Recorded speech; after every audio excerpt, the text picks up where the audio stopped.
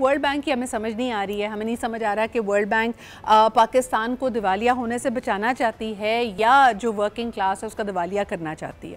ख़ुद अपनी रिपोर्ट में कहती है कि पाकिस्तान में गुज़िश्ता चंद माह में गुर्बत में इजाफ़ा हुआ है, लेकिन अभी भी टैक्स नेट को बढ़ाने के बजाय बात ये की जा रही है कि जो ऑलरेडी लोग टैक्सेस दे रहे हैं, जो नौकरी पेशा तबका है, उनको मज़ीद कैसे निचोड़ा जाए।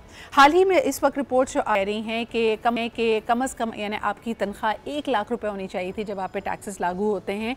वर्ल्ड बैंक का मशवरा ये है कि इसको कम करके 50,000 के तनख्वाहदारों को भी टैक्स को लागू किया जाए। यानी ये बात मेरे ख्याल में बहुत बड़ी एग्जैजरेशन है। जो भी ज़रा सा भी इकॉनमी का इदराक रखता है, बल्कि पाकिस्तान में रहता है, वो ये बात जानता है कि पाकिस्तान में कोई भी ऐसा शख्स नहीं है जो टैक्स नहीं देता, क्योंकि इनडायरेक्ट टैक्सेस पाकिस्तान में बहुत हाई हैं। आपके बिजली के पानी के नर्ख से लेकर अगर आपने एक च्युइंगम भी ख़रीदनी है या दूध का एक पैकेट भी लेना है तो उस पे आप और मैं टैक्स दे रहे हैं। बहरहाल जी, कहा यह भी जा रहा है कि जो बुलंद तरीन यानी 35% का जो बड़ा ब्रैकेट टैक्स का अप्लाई किया जाता है, उसको भी तनख्वाह यानी उसका जो तनख्वाह का ब्रैकेट है उसको कम करके 5 लाख कर दिया जाए। यानी अगर आप 5 लाख रुपए भी कमा रहे हैं तो उस पर आपका इनकम टैक्स तकरीबन 35% बनेगा। Now this is alarming. अच्छा, कई ऐसे लोग जो फ्रीलांसर्स हैं या कंसल्टेंट्स हैं, उनके लिए तो डबल बैमी है। पहले आप सेल्स टैक्स देते हैं, फिर आप सूबाई सेल्स टैक्स देते हैं, और उसके बाद जनरेट होने वाली इनकम पे भी आप मज़ीद टैक्स देंगे। यानी सब जगह से बचा भी गया तो आपको मज़ीद निचोड़ा जाएगा। तो इस बारे में ज़रा बात करते हैं। हमारे साथ इकनॉमिक्स और डेवलपमेंट एक्सपर्ट मौजूद है। सब्जेक्ट है जी उनका आमिर ज़फ़र दुरानी साहब हैं। अस्सलाम वालेकुम आमिर साहब। जी वालेकुम सलाम। सर, ये पहले बताएं, ये वर्ल्ड बैंक किसकी साइड पे और वर्ल्ड बैंक चाहता क्या है हमसे? जी शुक्रिया बहुत बहुत। ये वैसे आपसे साथ बात कर रही थी तो मुझे खुद समझ नहीं आ रही थी कि मैं आपकी बात का क्या जवाब दूंगा। एक्चुअली ये अभी तक मैं सीधी बात बताऊँ, किसी ने बैठ के इस पूरी रिपोर्ट में मुशावरत नहीं की है। ये जो टैक्स स्लैब लोअर का किया जा रहा है, इसकी भी वजह अगर आप सतही तौर पर देखें तो हमें यही लग रहा है कि ये एक एंटी पॉवर्टी मेजर है। लेकिन इस रिपोर्ट को बैठ के ज़रा सोचना चाहिए कि ये मेजर क्यों लिया जा रहा है, क्योंकि एक तरफ आप इसका दूसरा पहलू भी देख लीजिए कि ये बात तो हमें सही नहीं लगी कि वर्ल्ड बैंक ये कर रहा है, लेकिन दूसरी तरफ वर्ल्ड बैंक ये भी कह रहा है कि आप इस वक्त जो सबसे बड़े आपके 2 एरियाज हैं, एक एग्रीकल्चर टैक्स का और दूसरा जो है आपका ये रियल स्टेट का। तो रियल स्टेट का तो मैं आपको पर्सनल एक्सपीरियंस से बता सकता हूँ कि ये टैक्स मेरे ज़ाती राय में बहुत सख्त ज़रूरी है। और ये मैंने अभी चूँकि रिसेंटली एक छोटी सी 10 मरले की ज़मीन बेची भी और मैंने देखा कि वाकई इस पे इतलाक हो रहा है। दूसरा जो एग्रीकल्चर का नेट है उसको अंदर भी ये बहुत ज़रूरी है। लेकिन ये कि ये 50,000 का जो कदम है, अगर ये वाकई दुरुस्त है, और इस पे मैं कोई ऐसी चेमगोई नहीं करना चाहूँगा कि ये क्यों हो रहा है, कैसे हो रहा है, लेकिन अगेन अपेरेंटली सतही तौर पे जो आपने बात की बिल्कुल दुरुस्त है कि जो 50,000 वाला ये एक्चुअली एक तरह से ज़्यादा दिगरगू मसला है बजाय वो जो आप 5 लाख वाले की बात कर रहे हैं, क्योंकि 5 लाख तनख्वाह में हम आप लोग एक दूसरे की तनख्वाहें देख रहे हैं 5, 15, 10 वाली, ठीक है।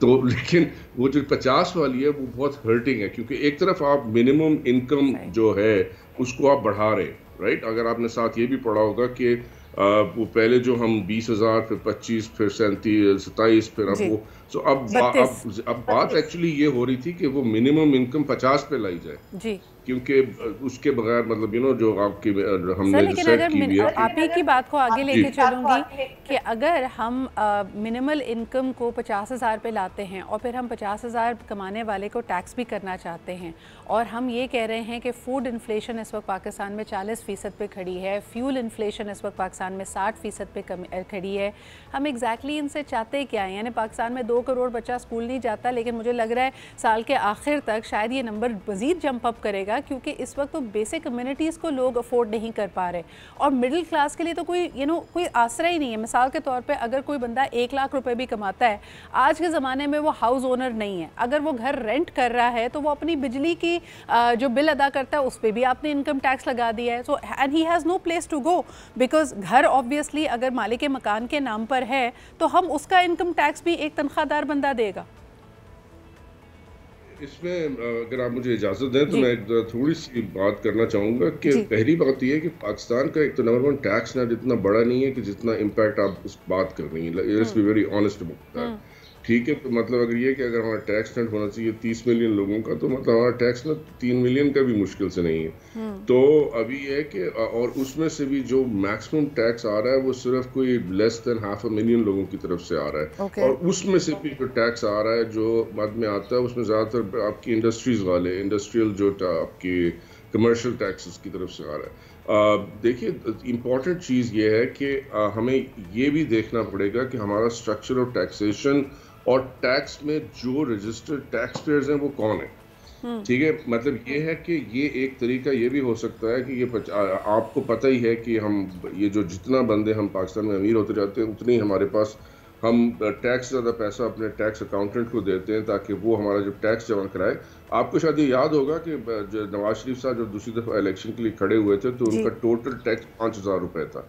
تو آپ اس سے اندازہ کر لیجیے کہ آل وہ کہتے ہیں نا آل از ناٹ اچھا سر، اس کو دوسرے انداز میں دیکھ لیتے ہیں. عامر صاحب مجھے یہ بتائیں کہ حکومت کیا چاہتی ہے، کہ ہمیں کیش لیس اکانومی بنے یا کیش کی طرف راغب کرنا چاہتی ہے؟ اس وقت اگر میں پاکستان کے بینکنگ سسٹم کو دیکھوں تو سب سے زیادہ منافع آپ کو وہ دے رہا ہے. ایک طرح سے لوگوں کے لیے انسینٹیو ہے کہ وہ اپنے گھروں میں کیش رکھنے کے بجائے یا ادھر ادھر جو کیش چھپا ہوا ہے اس کے بارے میں بھی بڑی عجیب سی خبریں آتی ہیں. کوئی کہتا ہے کہ جی پاکستان بھر میں $500 ملین یا کسی کا خیال ہے کہ $50 ملین اس وقت گھروں میں چھپایا گیا، مافیاز نے چھپایا ہوا ہے. ایک یہ خبر آتی ہے.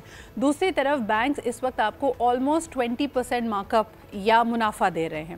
تو لوگ چاہتے ہیں کہ جی اپنا کیش بینک میں رکھ دیں. اب اس کے اندر وہی مختلف باتیں ہیں کہ اگر آپ یہ ریئل اسٹیٹ میں لگائیں گے، آپ نے جیسے خود اشارہ کیا کیپٹل گین ٹیکس بھی ہے، باقی چیزیں بھی ہیں، آپ کو رینٹ پہ بھی اتنا منافع نہیں ملے گا. کسی آپ انٹرپرنور کو سیڈ فنڈ دینا چاہتے تب بھی آپ کو 20% نہیں مل سکتا.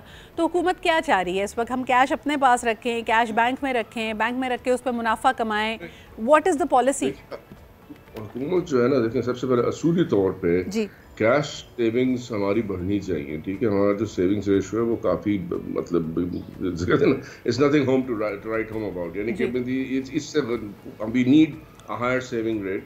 اچھا، we need also higher saving rate simply because دیکھیے کہ ابھی جو ہم اگر اس کو سمپل الفاظ میں کریں تو پہلی بات یہ ہے کہ جب آپ پراپرٹی لے رہے ہیں اور یہ لے رہے ہیں تو اس کے تناسب میں اگر آپ بینک میں پیسہ رکھیں گے یا اسٹاک ایکسچینج میں لگائیں گے یا کسی بانڈز خریدیں گے یا اس طرح سے، تو وہ سرمایہ جو ہے وہ آگے جا کے کسی صنعت میں جاتا ہے یا کسی سروسز کی انڈسٹری میں جاتا ہے، وہ انویسٹ ہوتا ہے. انفیکٹ یہ جو آپ وی سی کی بات کر رہی ہیں، اگر اسی طرح بانڈ مارکیٹ ایکٹیو کرنی ہے اور مارکیٹس ایکٹیو کرنی ہے، واپس پاکستان کو ایک انڈسٹریل اکانومی بنانا ہے، تو یہی پیسہ جو اب پلاٹوں میں لگتا ہے اس کو ادھر لانا ہے. لیکن پہلی بات تو یہ ہے کہ بینک اس وقت چاہے 25% بھی دے دے تو آپ کو ریئل انٹرسٹ ریٹ تو نیگیٹو ہی چل رہا ہے نا. آپ یہ خود ہی دیکھ لیجیے، اگر آپ کی انفلیشن 30 سے اوپر جا رہی ہے تو یہ تو مطلب اس لائک ایوری بچہ بھی ابھی حساب کر لیتا ہے کہ ہاں یار یہ بینک میں رکھ کے کیا فائدہ ہوا.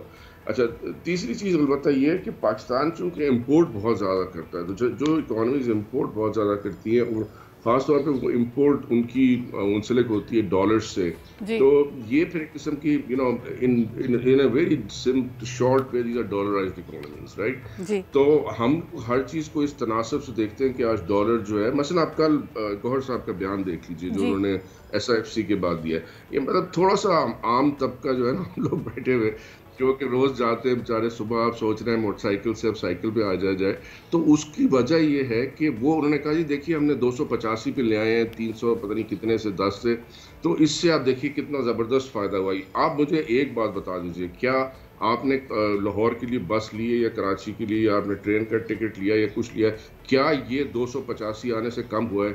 کیا سیب کا دام کم ہوا ہے؟ کیا روٹی نان جو آپ جا کے تندور سے لاتے ہیں اس کا دام کم ہوا ہے؟ کیا مرغی کا دام کم ہوا ہے؟ تو سوال تو میں الٹا یہ پوچھنا چاہوں گا کہ بھئی یہ جب اس طرح ایک اکانومی چل رہی ہے جس میں سوائے پرائس ہائیک ہوتی ہے، پرائس مطلب آپ پیٹرول کو دیکھ لیجئے.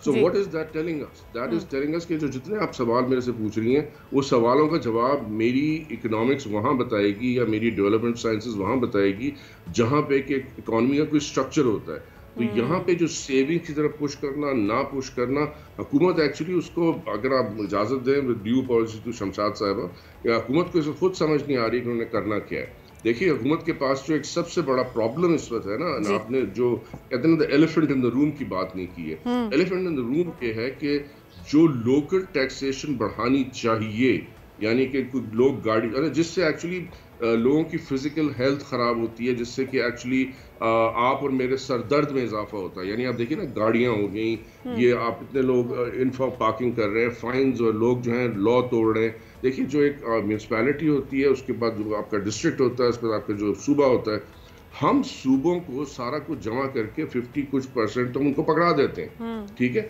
اچھا اب مسئلہ یہ ہے کہ جب تک صوبے خود اپنے ٹیکسز جمع کرنا شروع نہیں کریں گے اس وقت تک یہ سینٹرل ٹیکس رہے گا.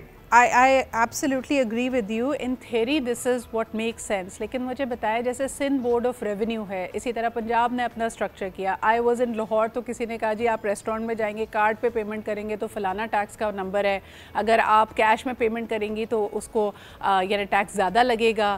کراچی میں ہم آئے تو ایک سٹینڈرڈ ہے, اس طرح کا کوئی انسینٹیو نہیں دیا گیا ہے. تو ایسا تو نہیں ہے, یعنی I work as a consultant as well. Sindh sales tax ہمیں الگ ہم پہ اپلائی ہوتا ہے, تو ایسا تو نہیں ہے کہ صوبے کلیکٹ نہیں کر رہے ہیں. لیکن یہ ٹیکس جا کدھر رہا ہے وہ ایک سوالیہ نشان ہے. دوسرا یہ کہ اس وقت سب سے زیادہ جو امپورٹنٹ ہے انویسٹر کے لیے بھی, گھریلو صارفین کے لیے بھی, سیور کے لیے بھی, کہ آپ کتنی ذمہ دار سٹیٹمنٹس دیتے ہیں. آپ نے ٹرسٹ بلڈنگ کرنی ہے.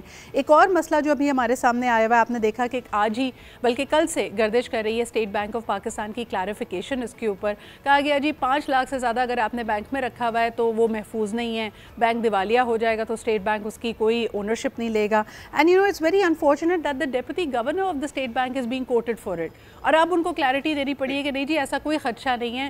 What's happening? نہیں دیکھیے یہ میرا میں تھوڑا آؤٹ آف کانٹیکٹ اسٹیٹمنٹ گئی ہے.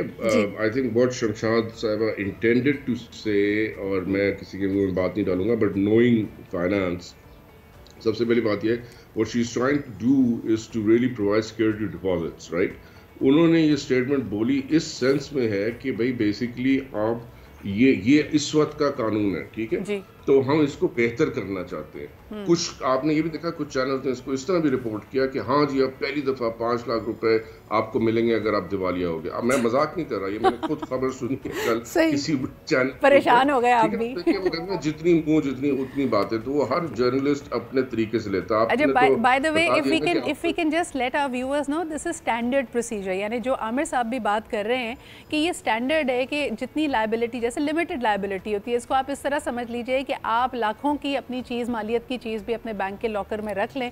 بینک کا لاکر خریدتے وقت اس کے اوپر لکھا ہوتا ہے کہ ہماری لائبلٹی صرف 2 لاکھ روپے کی ہے یا 1.5 لاکھ روپے کی, کہ خدا نہ خواستہ اگر اس لاکر میں چوری ہوتی ہے, کوئی اور آگ لگ جاتی ہے, فلانا دھماکہ, اینی فورس ڈی میجور, تو پھر بینک اس کی ذمہ داری صرف اتنی سی لے گا. عامر صاحب am I correct in pointing out?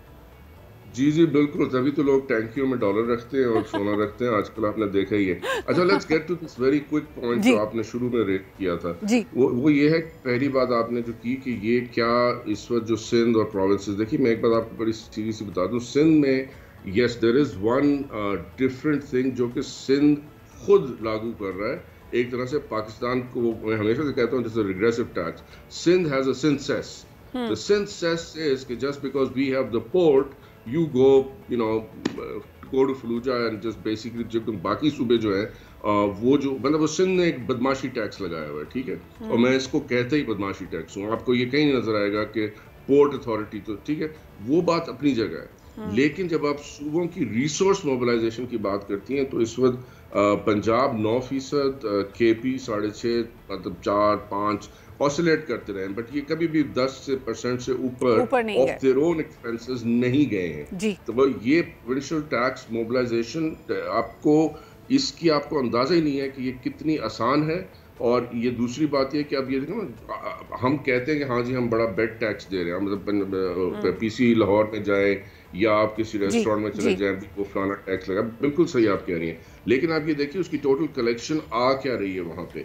وہ ٹوٹل کلیکشن ان کے اخراجات کا مطلب their total is less than 9% in Punjab, which is the highest. Point well taken, Amir صاحب, you're very correct in pointing it out. اور آپ نے جو سندھ پورٹ ٹیکس کی بات کی, اس کے بعد ہم یہ بھی دیکھتے ہیں کہ لاہور میں ڈرائی پورٹ بنانے کی بات ہوئی. یعنی آپ حکومتی سطح پہ دیکھیے, نیشنل پالیسی دیکھیے کہ instead of trying to bring some method to the madness, ہم نے کہا اچھا چلو ٹھیک ہے کوئی بات نہیں, بہت ساری چیزیں ہم ڈائریکٹ لاہور امپورٹ کریں گے. چیزوں کی قیمتیں اوپر گئیں, جیسے آپ نے خود بتایا, اس کے اندر ٹیکسز اوپر گئے, کلیکشن بہت کوئی خاص نہ حکومت کے پاس نہ صوبائی حکومت کے پاس آیا.